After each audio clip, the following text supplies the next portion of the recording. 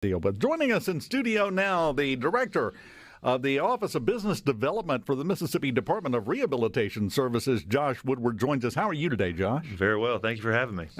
Great to have you in here. Yes, sir.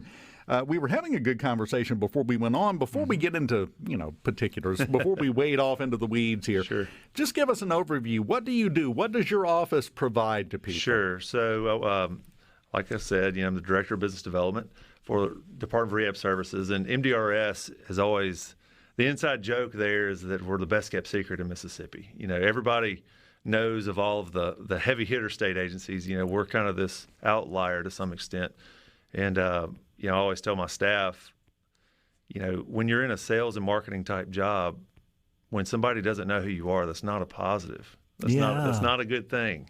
And so what my staff and I do is we're in charge of businesses in regards to helping individuals with disabilities achieve employment or maintain employment. And so we go out into the communities, we educate, we market, if you will.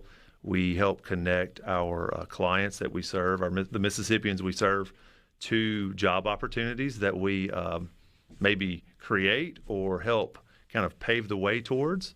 And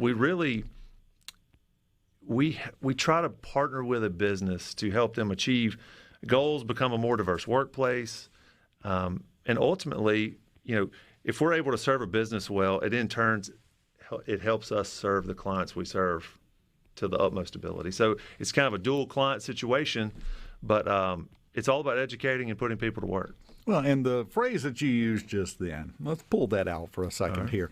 Talking in a way, you said you're kind of creating opportunities and creating jobs.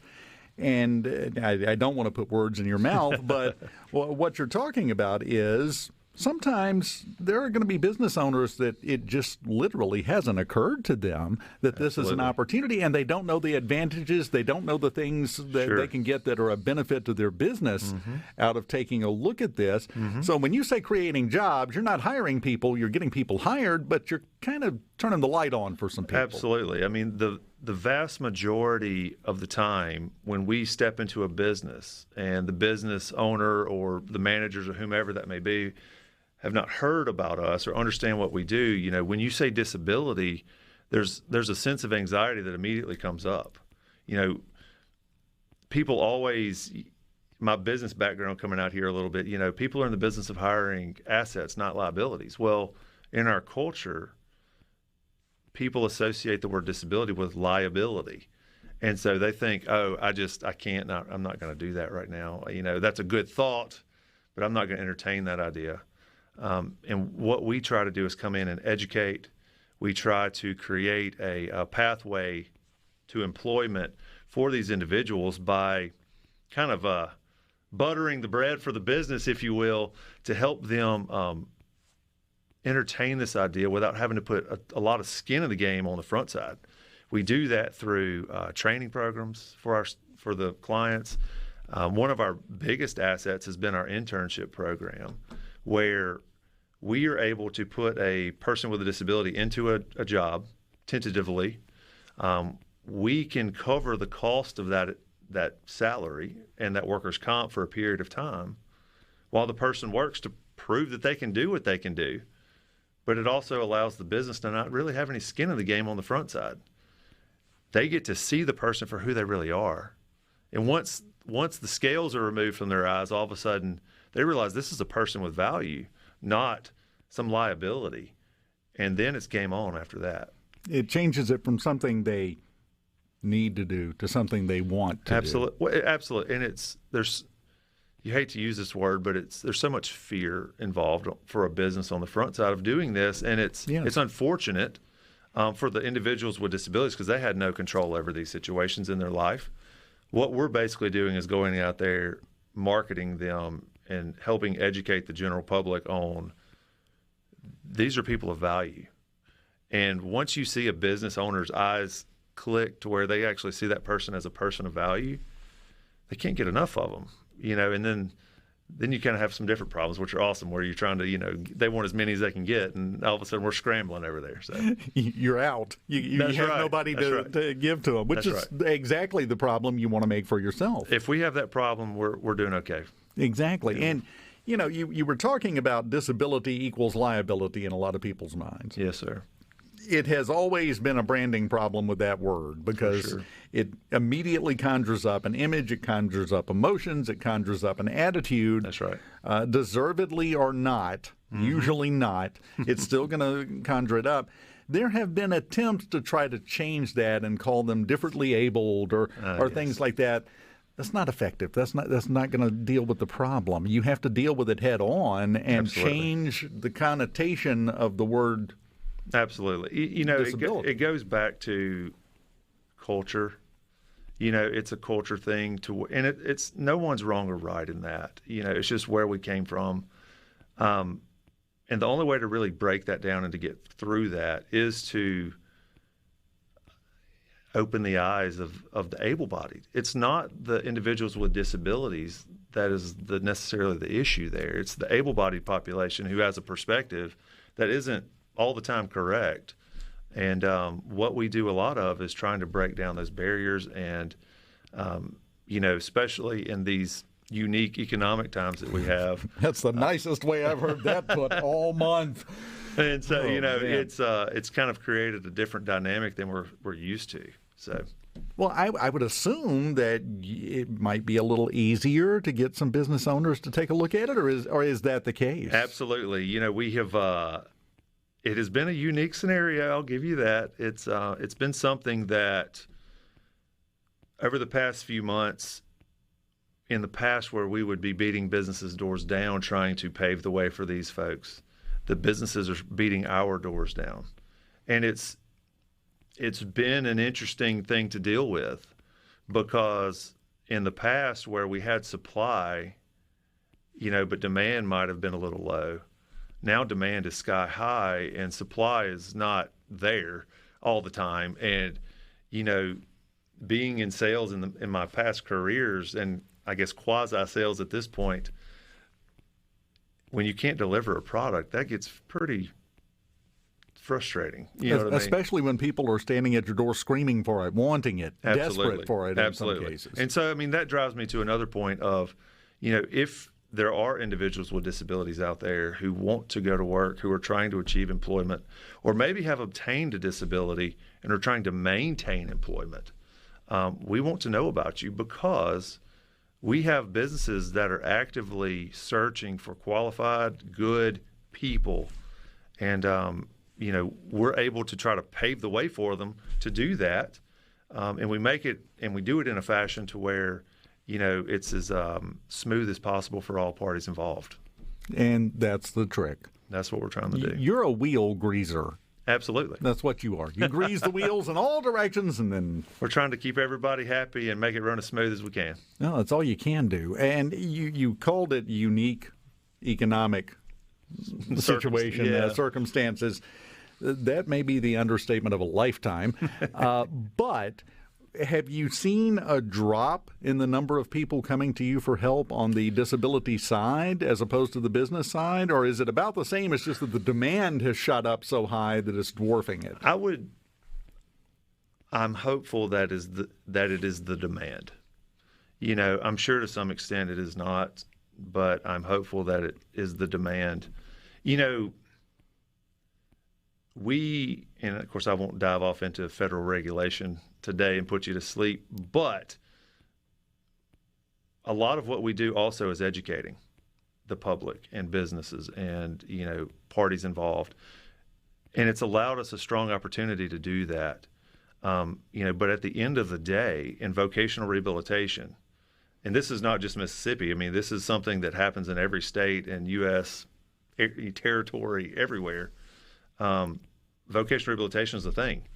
And it's we've had to kind of shift how we do our business due to that demand issue of we've got to get them not focused on people, when it's super hard not to do that because they're hurting for people.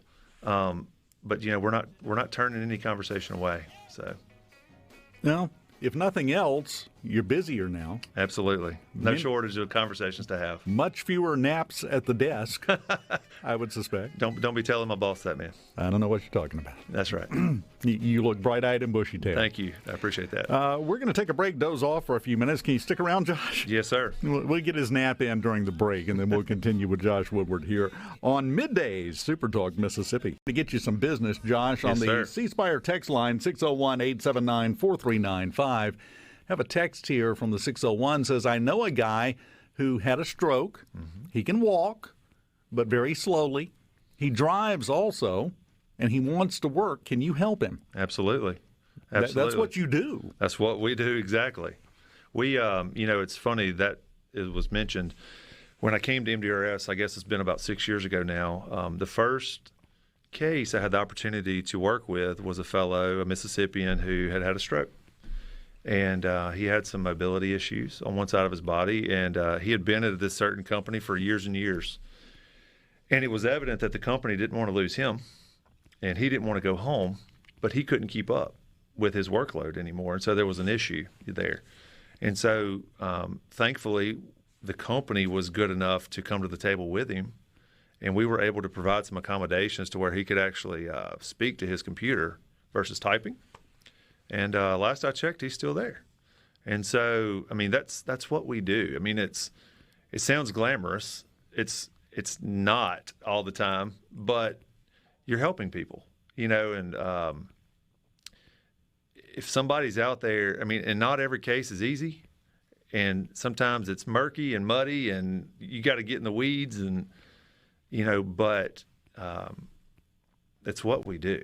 And I would suspect that we need to put one disclaimer on here. There are no pat, easy answers. If you ask Josh a question, he's not going to immediately be able to give you an answer until he finds out the details, because every case, I would assume, is different from every other case. Absolutely. I mean, there are, we are an eligibility agency, so there's that piece to consider, obviously, right off the front.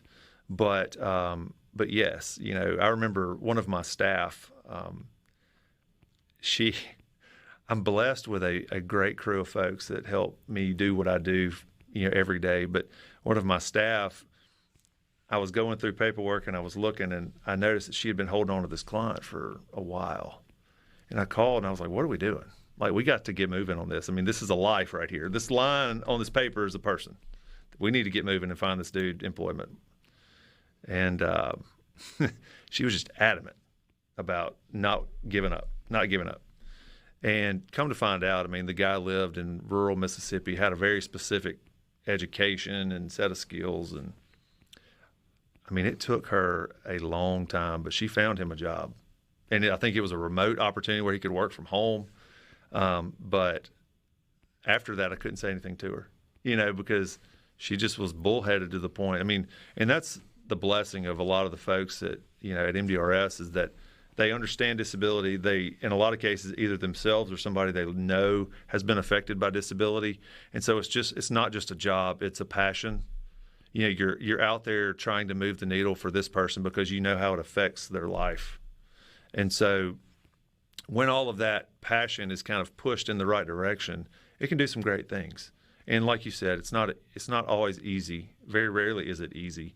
But we have a lot of staff that care. And, we're going to do what we're going to do, because that's our word is our bond kind of thing. But, yes, if anybody comes out there or has a question or a need, we would gladly entertain any of that to try to help. Yeah, you were in sales. You may have heard this before, depending on what part you dealt with. But you don't know how you look till you get your picture took. So you've heard that. Yeah. So you've got to talk to them. That's right. Because there are a couple of things here. A couple of things. Number one, got to find out if you're eligible, find out what can be done. But number two, I would assume – I'm doing a lot of assuming with you today, Josh. I don't know why. I don't know if that's good or bad, man. Well, so far it's good. I would assume that you have had some folks that were surprised at the opportunities you were able to find for them, both in the fact that you found it and in the type of opportunity you found. You mentioned that guy in a rural part of the state. Mm-hmm. You found him a work-from-home job. Absolutely. We have it's been interesting with the pandemic because it's affected everybody's ability to and how they work. I used to jump in the car all the time and drive to Tupelo or the coast or Memphis or, the Delta to a meeting. And now I just click a button on my computer and I'm sitting in, I just meet with them on video conference. And so we've had a lot of businesses come to us still in that work from home mindset, whether they're a Mississippi-based company or a global company, and say, hey, we're trying to hire these people to do these types of jobs like call center work or customer service. And they're like, look, man, we'll provide all the equipment. We will train them. We just need folks. And who's really good at call center sometimes? The visually impaired. You never think about it, right? People don't think about that. Yeah. But awesome. And so we have the ability to train folks like that. But we've had opportunities with some very large companies in the state of Mississippi, not just work from home, but other opportunities who are just beating themselves over the heads trying to find good folks. So, the iron is hot. Oh, yeah. We just need to strike. And, like I said, if we have people out there that are wanting to entertain employment, man, let's see what we can do. Yeah. At least have a conversation. So the end result of this is if someone is sitting there right now and you're sitting there and you're thinking, well, they can't help me. Mm-hmm. How do you know? Exactly. I'm sorry to be tough love with you, but how do you know? That's right. You got to talk to Josh and his crew and let them figure it out, because a lot of times there's going to be an option you don't even know exists. Well, and it goes, a lot of folks, we get trapped by our own mental processes. We think a certain way for so long, kind of like what we were saying about the term disability. We help folks with hearing impairment. We help folks with visual impairment. We help folks with physical issues. one of the more common things we see with a business, in a lot of cases, is when we say, hey, we represent individuals with disabilities, they think we're going to roll somebody in that is on the far end of the spectrum as far as severity is concerned. When in a lot of cases, you walk into a room with somebody with a disability, you don't even know they have a disability. Mm-hmm. And so I always tell that story to businesses, but I also say that to clients or to people who are learning about what we do, because in a lot of cases, they haven't thought through the whole spectrum of, I have attention deficit disorder or I have a hearing loss. We can help with those things. And so it's don't disqualify yourself. Have that conversation, I guess, would be my compelling statement there, because, there's a chance we can move the needle for you. Let's see here. 615, can Josh, that's you, by the way. That scares me. Can Josh help someone with a criminal record? Yes, sir, we can. Now, a lot of that depends on the business that we're talking to. And the type of criminal record, I would assume. Good point. Absolutely. Depending on what that is or what that looks like, we can. And we have a lot of companies that we work with or have talked to in the past that are second chance companies that will be willing to step out there. And, as long as it's certain types of criminal, background stuff, they're more than on board with it. But once again, that's all very individual based. We need to look at that and kind of figure out a game plan. But yes, we have done that in the past. One of the other things, I keep bringing this up, but we serve the alcohol and drug community, and so we see a lot of folks who maybe have had an issue with alcohol or something in the past, maybe have lost a driver's license or something like that, and are on the road to recovery, and we want to step in and try to help walk that road with them. And we have businesses out there that are okay with that sort of a thing and want to help as well. So it's just a matter of knowing what the situation is and kind of just holding that hand and walking that road. So short form advice for them, if you have someone that you know that has a criminal record, or even if it's you, we don't know, doesn't matter, don't care, get them to call Josh. We just got to talk. We just need to talk. We have offices straight all over the state. I know it's not probably a very awesome way to put it, but we have offices all over the state. You can Google Department of Rehabilitation Services. I'm sure it'll pull up the nearest office to you. You can speak to a counselor, or you can reach out to my contact information or business info at mdrs.ms.gov, and that will come actually straight to me, and we can address it that way. So. That's all you have to do, because you don't need to assume that nothing can be done. That's right. That's the biggest takeaway. If you are sitting there thinking, well, he can't help me, bet you $1, call him. We're going to do our dangest to try. That's it. Josh, enjoyed talking to you. Yes, sir. Man. You too. Thank you so Get much back for in having here me. more often. Come on. I'm all ready. Yeah, well, now you're no longer taking naps at the desk, so you got more active time to take care of things. You spilt the beans on me, man. Now they're going to be watching me. Yeah, that's what I do. I cause trouble. That's literally all I do all day. Man. Josh Woodward, we appreciate it. Department of Rehabilitation Services in the state of Mississippi. Call them. Call them.